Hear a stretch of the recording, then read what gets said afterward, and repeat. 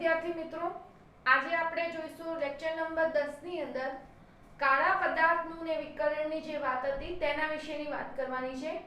પણ તે પહેલા આપણે વાત કરી લઈશું વિદ્યુત ચુંબકીય વિકિરણના કણ સ્વભાવની। અગાઉ આપણે જોઈ ગયા હતા વિદ્યુત ચુંબકીય વિકિરણનો જે તરંગ સ્વભાવ હતો। આ તરંગ સ્વભાવની આપણે મેક્સ પ્લાન્કે અને જે વાત કરેલી તેના વિશે વાત કરેલી હતી। પણ વિદ્યુત ચુંબકીય વિકિરણ જે વર્ષોથી તરંગ સ્વભાવ ધરાવતું હતું, મતલબ કે જે આપણે ગર્ત શૃંગ દ્વારા જે આખી તરંગની સમજૂતી આપી હતી એ ફક્ત એમ કે વિદ્યુત ચુંબકીય વિકિરણ હશે એની તરંગ પ્રકૃતિ જાણીતી હતી। પરંતુ પછીથી જાણવા મળ્યું કે વિદ્યુત ચુંબકીય વિકિરણ ફક્ત તરંગ પ્રકૃતિ ના ધરાવતા વિદ્યુત ચુંબકીય વિકિરણનો કણ સ્વભાવ પણ જાણીતો હતો। તો વિદ્યુત ચુંબકીય વિકિરણનો કણ સ્વભાવ કેવી રીતે અમલમાં આવ્યો, કણ સ્વભાવ વિશે શું વાત જાણીતી હતી તેની વાત કરીશું। તો વિદ્યુત ચુંબકીય વિકિરણનો કણ સ્વભાવ અથવા કહી શકાય પ્લાન્કનો ક્વોન્ટમ સિદ્ધાંત। આ પ્લાન્કનો ક્વોન્ટમ સિદ્ધાંત કઈ રીતે અમલમાં આવ્યો, તો વિદ્યુત ચુંબકીય વિકિરણને કણ સ્વભાવ પણ છે એની વાતની જાણકારી પણ આપણને કઈ રીતે પ્રાપ્ત થઈ તેની વાત કરીશું।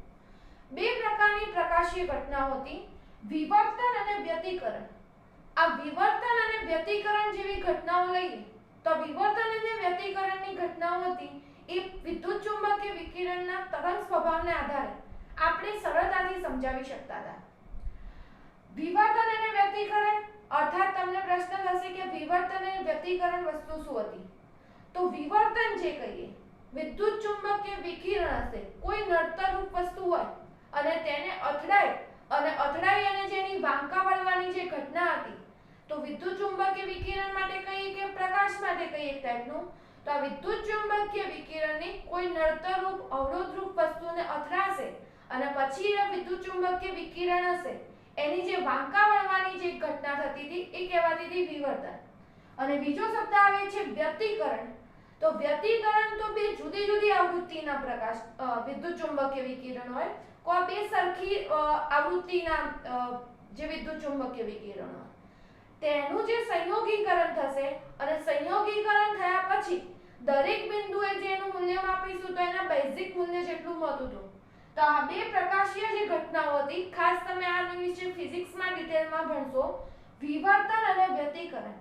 તો આ વિવર્તન અને વ્યતિકરણ જેવી ઘટનાઓ હતી, તો આ ઘટનાઓ આપણે વિદ્યુત ચુંબકીય વિકિરણના તરંગ સ્વભાવના આધારે સરળતાથી સમજાવી શકતા હતા।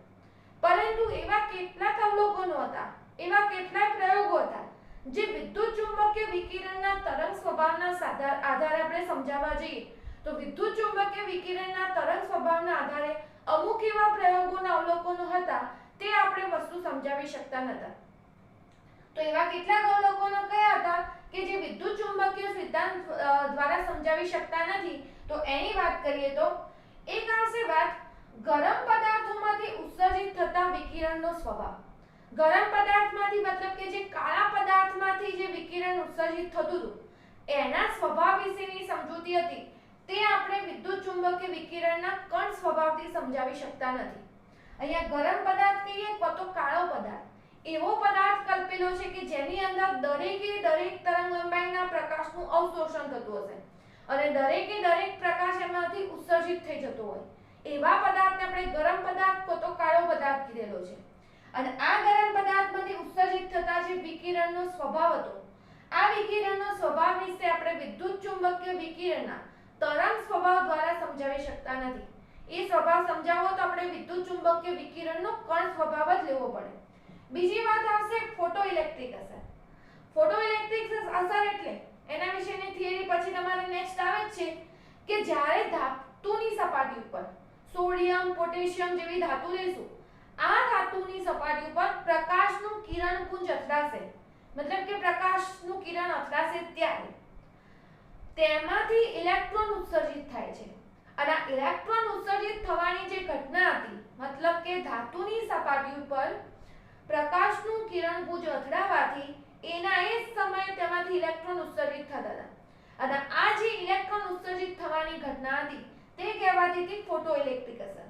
તો આ જે ફોટોઇલેક્ટ્રિક અસર હતી, આ ફોટોઇલેક્ટ્રિક અસર પણ વિદ્યુત ચુંબકીય વિકિરણના તરંગ સ્વભાવના આધારે આપણે સમજાવી શકતા નથી। ત્રીજા નંબરમાં આવશે ઘન પદાર્થની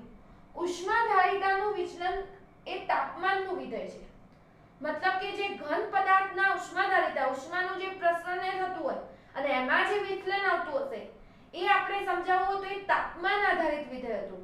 તો આ વસ્તુ બી વિદ્યુત ચુંબકીય વિકિરણના તરંગ સ્વભાવ દ્વારા સમજાવી શકાતી નથી. ચોથા નંબરે હાઇડ્રોજનના સંદર્ભમાં રેખા વર્ણપટ. હાઇડ્રોજન પરમાણુનો જે આપણને રેખા વર્ણપટ મળ્યો હતો, આ વર્ણપટની સમજૂતી પણ વિદ્યુત ચુંબકીય વિકિરણનો તરંગ સ્વભાવ આપી શકતો નહોતો. એટલે કેટલાક આ ચાર જુદા જુદા અવલોકનો હતા. આ જે અવલોકનો હશે, આ અવલોકનોની સમજૂતી જો વિદ્યુત ચુંબકીય વિકિરણનો આપણે તરંગ સ્વભાવ લઈએ તો તરંગ સ્વભાવના આધારે સમજાવી શકાતી નથી. આ પ્રયોગના અવલોકનો સમજાવવા માટે વિદ્યુત ચુંબકીય વિકિરણના કણ સ્વભાવની જરૂરિયાત ઊભી થઈ હતી અને એના ઉપરથી આગળ વિદ્યુત ચુંબકીય વિકિરણ કણ સ્વભાવ પણ ધરાવે છે એવી સાબિતી મળી હતી. એટલે ખાસ આની અંદર કયા ચાર અવલોકનની વાત કરવાની કે જે વિદ્યુત ચુંબકીય વિકિરણના તરંગ સ્વભાવ દ્વારા સમજાવી શકાતી નથી. તો આની અંદર એક વાત આવશે ગરમ પદાર્થોમાંથી ઉત્સર્જિત થતા વિકિરણના સ્વભાવ વિશે, જે ફોટોઇલેક્ટ્રિક અસર હતી તેના વિશેની સમજૂતી આવશે. ત્રીજા નંબરે આવશે ઘન પદાર્થની ઉષ્માધારિતા, જે તાપમાન આધારિત જે વિચલન હતું તે વસ્તુની સમજૂતી આપી શકતું નહોતું. અને જે હાઇડ્રોજનના સંદર્ભમાં જે રેખા વર્ણપટની માહિતી કીધી, આ રેખા વર્ણપટની માહિતી પણ હશે એ સમજાવી શકાતું નથી હાઇડ્રોજનના સંદર્ભની માહિતી.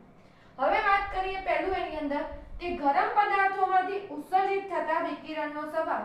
ગરમ પદાર્થમાંથી મતલબ કે જે કાળા પદાર્થનું વિકિરણ હતું, આ કાળા પદાર્થના વિકિરણ વિશેની વાત કરી આની અંદર તો આપણે જોયું હશે જે મેક્સ પ્લાન્કે હતા આ ક્ષેત્રને લગતા ઘણા બધા પ્રયોગો કરેલા અને એની અંદર ખાસ આ જે કાળા પદાર્થનું વિકિરણ મતલબ કે જે કાળા પદાર્થમાંથી ઉત્સર્જિત થતા વિકિરણનો જે સ્વભાવ સમજાવવો હતો.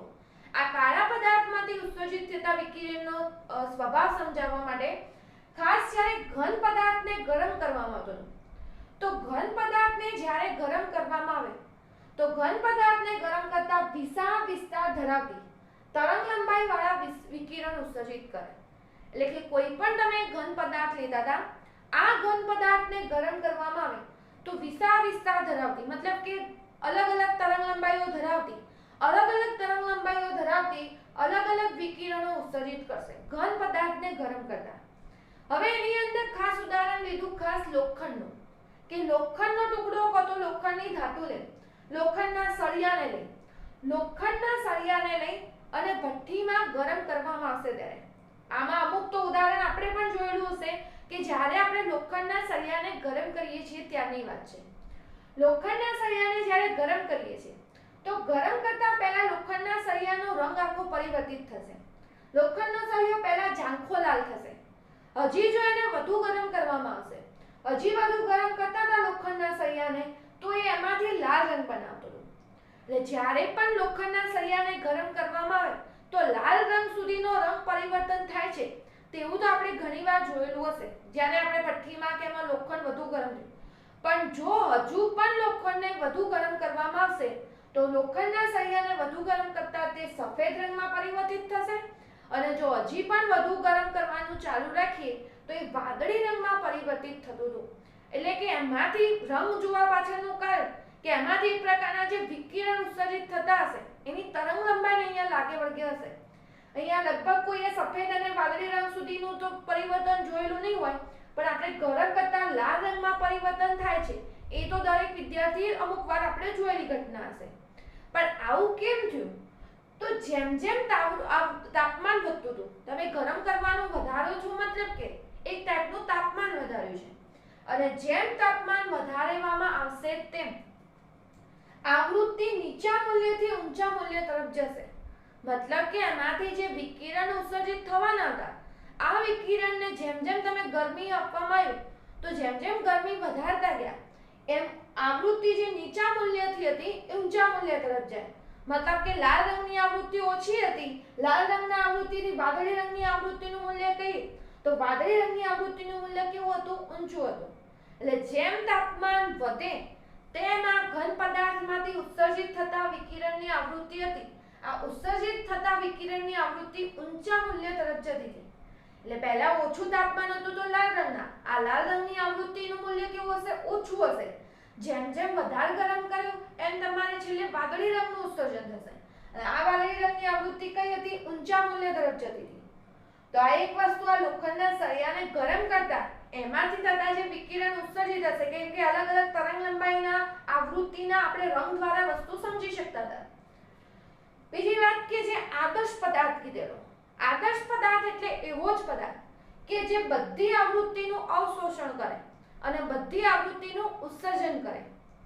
હવે આદર્શ પદાર્થની વસ્તુ તમારે સમજવી હોય તો આપણે ખાસ જે પ્રકાશના પાઠો ભણીએ છીએ 10મામાં આપણે પ્રકાશનો ને બધી વસ્તુ, સફેદ પ્રકાશ અને કાળા રંગના રંગ માટે આપણે આ વસ્તુ જ્યારે સમજતા હતા ત્યારે આ વસ્તુ આપણે હાલ હું પ્રકાશના ઉદાહરણથી સમજાવું છું, પણ અહીંયા આપણે વસ્તુ પદાર્થ માટે લેવાની છે. દાખલા તરીકે આપણે સફેદ રંગનો કોઈ વસ્તુ હશે, ધોરણ 10માં તમારે આવતું હતું કે લાલ રંગની વસ્તુ હશે લાલ રંગની દેખાય, લીલા રંગની વસ્તુ હશે તો લીલા રંગની દેખાતી હશે. તો આનું કારણ કે કોઈ પણ વસ્તુ દેખાવા માટે એના ઉપર જ્યારે પ્રકાશ આપાત થશે, પ્રકાશ આપાત થાય તો ચોક્કસ તરંગ લંબાઈ એની અંદર શોષણ પામશે, બાકીનાનું એ શું કરતી હશે, ઉત્સર્જન કરશે. અને જે રંગનું ઉત્સર્જન થતું હોય એ રંગનો આપણને પ્રકાશ દેખાતો હશે, મતલબ કે એ રંગની વસ્તુ આપણને દેખાય. દાખલા તરીકે લાલ રંગની કોઈ વસ્તુ હશે તો જે જાનીવાળી પીનારા આખા રંગનો વર્ણ પડાવે એમાંથી જાનીવાળી પીનારામાંથી બીજા બધા રંગો અંદર શોષાઈ ગયા છે, લાલ રંગ એમાંથી ઉત્સર્જિત થયો હશે. તો આપણને જે તે વસ્તુ કેવા રંગની દેખાઈ હશે, લાલ રંગની દેખાઈ હશે. હવે આપણે જોઈએ કે આપણને સફેદ રંગની વસ્તુ દેખાય છે અને કાળા રંગની વસ્તુ દેખાય છે. તો સફેદ રંગની વસ્તુ ક્યારે દેખાશે કે જ્યારે આપણે આપાત કરેલા બધા પ્રકાશ હશે એ બધા પ્રકાશ એમાંથી શું થઈ ગયા હશે, ઉત્સર્જિત થઈ ગયા હોય. તો આપણને જે શ્વેત પટ હતો, જે સૂર્યપ્રકાશનો જેવો સફેદ પ્રકાશ હોય તેવો જ દેખાય. પણ જ્યારે આપણે એની અંદર કાળા રંગની વસ્તુ દેખાતી હશે તો બધા રંગોનું અંદર શું થઈ ગયું હશે, શોષણ થઈ ગયું હશે. કોઈ વસ્તુ કાળા રંગની દેખાય મતલબ કે દરેક સૂર્યપ્રકાશના બધા કિરણો એમાં શોષિત થઈ જાય છે. તો આ જ વસ્તુ આદર્શ પદાર્થ માટે કે જે પદાર્થ બધી આવૃત્તિનું અવશોષણ કરી શકતો હોય અને બધી જ આવૃત્તિનું ઉત્સર્જન, મતલબ દરેક વિસ્તારની અલગ અલગ આવૃત્તિ ધરાવતા, અલગ અલગ તરંગ લંબાઈ ધરાવતા બધા જે વિકિરણ હતા, બધી જ આવૃત્તિઓ હતી એનું અવશોષણ અને ઉત્સર્જન કરી શકે. તો આવા અવશોષણ અને ઉત્સર્જન કરી શકે એવા આદર્શ પદાર્થ તરીકે ઓળખાતો હતો. આદર્શ પદાર્થની કલ્પના કરેલી છે એવો પદાર્થ શક્ય બધે અમુક સ્થિતિએ તો નથી, અમુક ચોક્કસ પ્રકારની આયોજન કરવામાં આવે ત્યારે આ વસ્તુ શક્ય બનશે. પણ આવા પદાર્થને ઓળખવામાં આવતું તો કાળા પદાર્થ તરીકે. એટલે આદર્શ પદાર્થ કહીએ કે કાળા પદાર્થ કહીએ, જે બધી જ આવૃત્તિઓનું ઉત્સર્જન કરશે અને બધી જ આવૃત્તિઓનું શું કરતો હશે, શોષણ. આવૃત્તિનો મતલબ કે જે વિદ્યુત ચુંબકીય વિકિરણ એના ઉપર આપાત કર્યા હોય, અલગ અલગ આવૃત્તિ ધરાવતા, અલગ અલગ તરંગ લંબાઈ ધરાવતા, એ બધાનું અવશોષણ કરી શકે અને બધાનું ઉત્સર્જન કરી શકતો હોય એવા પદાર્થને આદર્શ પદાર્થ કીધેલો અથવા તો કાળો પદાર્થ કીધેલો. હવે આપણે અહીંયા ખાસ વાત કરવાની છે, એટલે સુધી તો આપણે આ કાળા પદાર્થની એમાંથી ઉત્સર્જન થતા વિકિરણ એના વિશેની વાત કરી. કાળા પદાર્થમાંથી જે ઉત્સર્જિત થતા વિકિરણ હતા, મતલબ કે બધા આવૃત્તિવાળા તરંગ લંબાઈનું આ બધા આવૃત્તિવાળા જે વિકિરણ હશે એનું ઉત્સર્જન પણ કરી શકતો. તો આ જે કાળા પદાર્થમાંથી ઉત્સર્જિત થતા વિકિરણ હતા, આ વિકિરણને શું કહેવાશે, કાળા પદાર્થનું વિકિરણ. તો જે કાળા પદાર્થનું વિકિરણ, આ જે આપણે જે વસ્તુ સમજાવી નતા શકતા, જે ગરમ પદાર્થોમાંથી ઉત્સર્જિત થતા વિકિરણનો સ્વભાવ કહીએ, કાં તો જે આ કાળો પદાર્થ કીધો, આ કાળા પદાર્થમાંથી ઉત્સર્જિત થતા વિકિરણના સ્વભાવ વિશે, આ કાળા પદાર્થમાંથી ઉત્સર્જિત થતા વિકિરણ કઈ રીતે ઉત્સર્જિત થાય છે, આ બધી માહિતી હતી વિદ્યુત ચુંબકીય વિકિરણના તરંગ સ્વભાવના આધારે નથી સમજાવી શકાતી. એના માટે આની કણ સ્વભાવની જરૂર. તો આ કાળા પદાર્થમાંથી ઉત્સર્જિત થતા વિકિરણની વસ્તુ હતી તે તાપમાન આધારિત અને તરંગ લંબાઈ આધારિત હતી. તેનો એક વહેંચણી વક્ર દોરવામાં આવ્યો અને એ વસ્તુની સમજૂતી પ્લાન્કે જે આપી તેની આના અંદર ખાસ વાત કરવાની છે. તો હવે જોઈશું આપણે કાળા પદાર્થના વિકિરણની વાત કરીશું.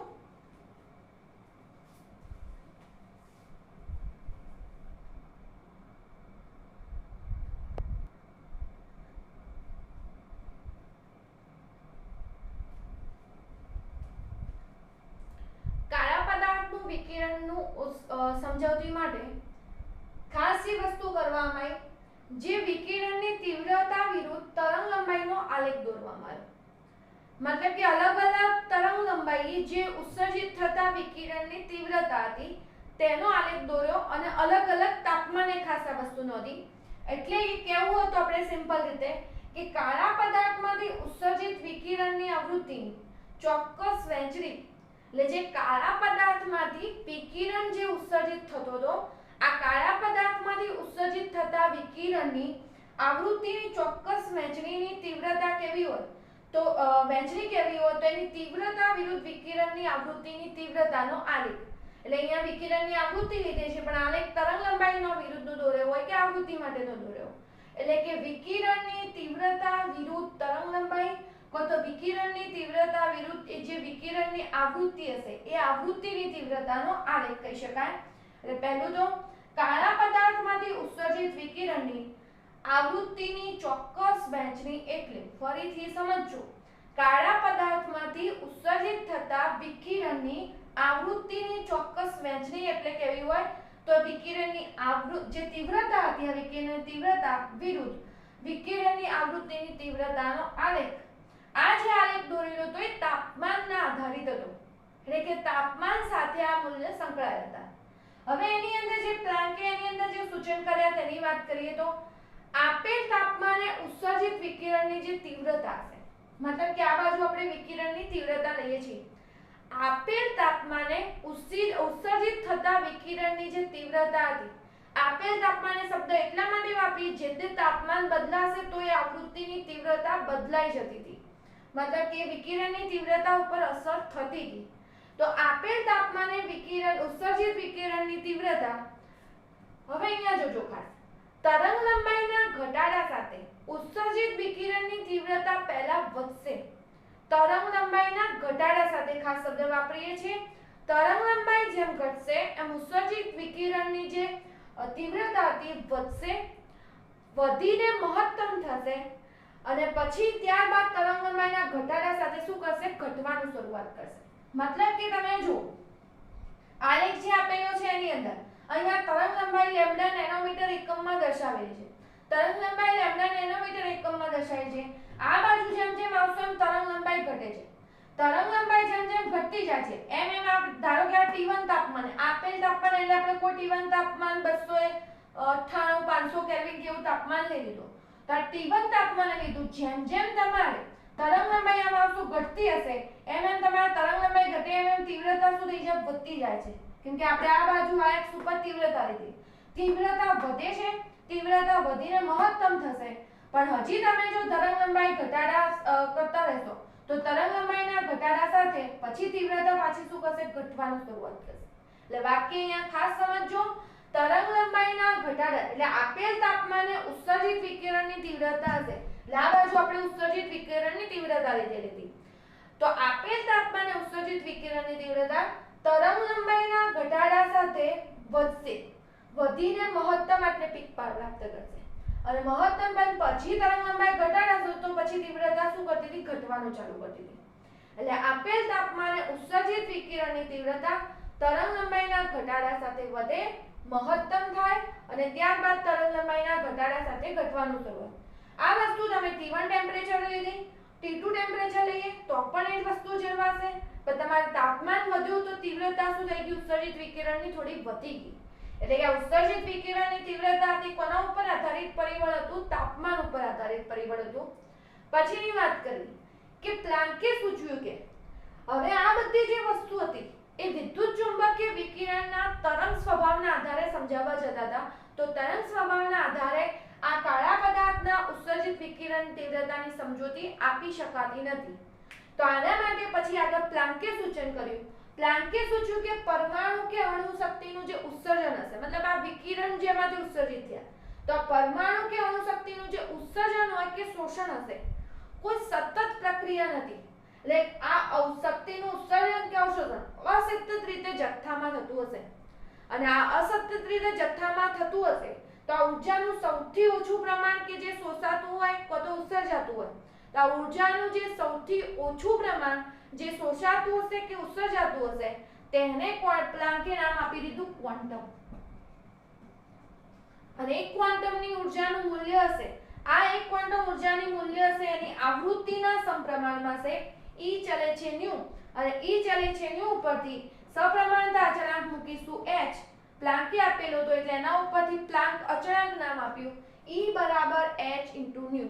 એટલે આ જે ખાસ ઉર્જાનું સૌથી ઓછું પ્રમાણ કે જે આ કાળા પદાર્થના વિકિરણ દ્વારા શોષાયું હશે કે ઉત્સર્જાતું, તો ઉર્જાના સૌથી ઓછું પ્રમાણ કે જે શોષાતું હોય કે ઉત્સર્જાતું હશે તેને ક્વોન્ટમ નામ આપ્યું, નાનામાં નાના સ્વરૂપને. અને એક ક્વોન્ટમ જે હશે એની ઉર્જા માટેનું સૂત્ર, તો એ જે શોષાતી કે ઉત્સર્જન પામતી જે ઉર્જા હશે એ ઉર્જા એ જે આ વિકિરણની આવૃત્તિ હશે એને સમપ્રમાણમાં. એ ચલે છે ન્યુ, ચલે છે નું દૂર કરીએ ચિહ્ન તો સપ્રમાણતા અચળાંક મુકાશે h. h ને કહેવાતું તો પ્લાન્ક અચળાંક, અને પ્લાન્ક અચળાંક h ની વેલ્યુ હતી 6.626 ગુણ્યા 10 ની -34 જૂલ ઇન્ટુ સેકન્ડ. એટલે આના દ્વારા ખાસ ક્વોન્ટમ એવો નવો શબ્દ વ્યાખ્યાયિત થયો. આ ક્વોન્ટમ શબ્દ એટલે ઉર્જાનું સૌથી નાનું સ્વરૂપ જે અંદર શોષણ પામતું હશે કે ઉત્સર્જન પામતું હશે.